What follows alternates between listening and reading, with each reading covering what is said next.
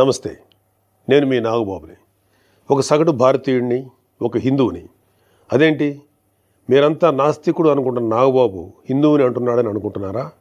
ఆదిశంకరుల అద్వైతం, రమణుల ఆత్మజ్ఞానం, వీళ్ళిద్దరూ చెప్పిన నిరాకార స్వరూపమైనటువంటి ఆ పరమాత్మను నమ్ముతాను. హిందువు అనేది ఒక నమ్మకమో ఒక మతమో కాదు, ఇది ధర్మం, మన జీవన విధానం. అవివేకుల్ని అజ్ఞానుల్ని ఎడ్యుకేట్ చేసేలా చెప్పాలంటే ఇది ఒక జియోగ్రాఫికల్ ఐడెంటిటీ కూడా. ఆసేతు హిమాచలం నుంచి హిందూ మహాసాగరం వరకు ఈ పుణ్యభూమిలో పుట్టిన ప్రతి ఒక్కడూ హిందువే. ఈ దేశంలో, ఈ ధర్మంలో చార్వాకులు కూడా చోటుంది. కాబట్టి నేను నిఖార్సైన హిందువుని. నా ధర్మాన్ని గౌరవిస్తూ ఇతరుల్ని కించపరచకుండా బతుకుతున్న ఒక ప్రౌడ్ సనాతన హిందువుని. అందుకే నాకు ఎమ్మెల్సీగా కౌన్సిల్లో మాట్లాడే అవకాశం రాగానే హిందూ మతం కోసం పాటుపడే అర్చకుల చాలని జీతబత్యాల గురించి మాట్లాడాను. మరి వైసీపీ నాయకుల సంగతి ఏంటంటారు? రండి చూద్దాం.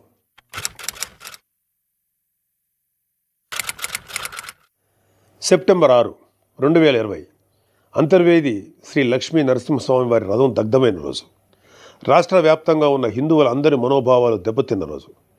అప్పటి వైసీపీ ప్రభుత్వం ప్రతిపక్షాల ఒత్తిడికి తలొగ్గి కేసుని సిబిఐకి అప్పచెప్తామని చెప్పింది.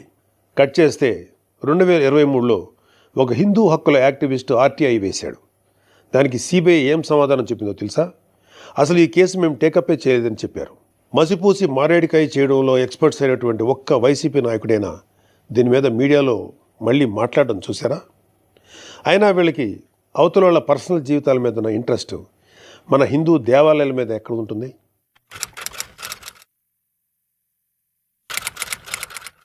డిసెంబర్ 2020 రామతీర్థం రాముడు మనకు ఒక దైవం. మహావిష్ణు అవతారం మాత్రమే కాదు, అంతకు మించి ఈ దేశం తాలూకు అస్తిత్వం రామకథలో ఉంది. ఒక మనిషి ధార్మికంగా ఎలా బ్రతకాలో రామాయణం చెప్తుంది. రామాయణంలో మారీచుడు చెప్తాడు, రామో విగ్రహవాన్ ధర్మ సాధు సత్య పరాక్రమ అని. ఈ భూమి మీద రాశీభూతమైన ధర్మమే శ్రీరాముడిని నమ్మే జాతి మనది. అలాంటి రాముడి శిరస్సును నరికినా పట్టించుకోని ప్రభుత్వం వైసీపీ ప్రభుత్వం. అప్పటి ప్రభుత్వం ఇన్వెస్టిగేషన్లో చూపించిన నిర్లక్ష్యం వల్ల దీని వెనుకున్న అసలు దోషులను శిక్షించలేక ఏదో నామకే వాస్తే కేసులు పెట్టి దీన్ని నీరు కార్చారు. అయినా మీకు మీ మంత్రులకి రిలీజ్ సినిమాలకు రివ్యూలు ఇవ్వడం మీద ఉన్న శ్రద్ధ రాముడి మీద ఎందుకు ఉంటుంది?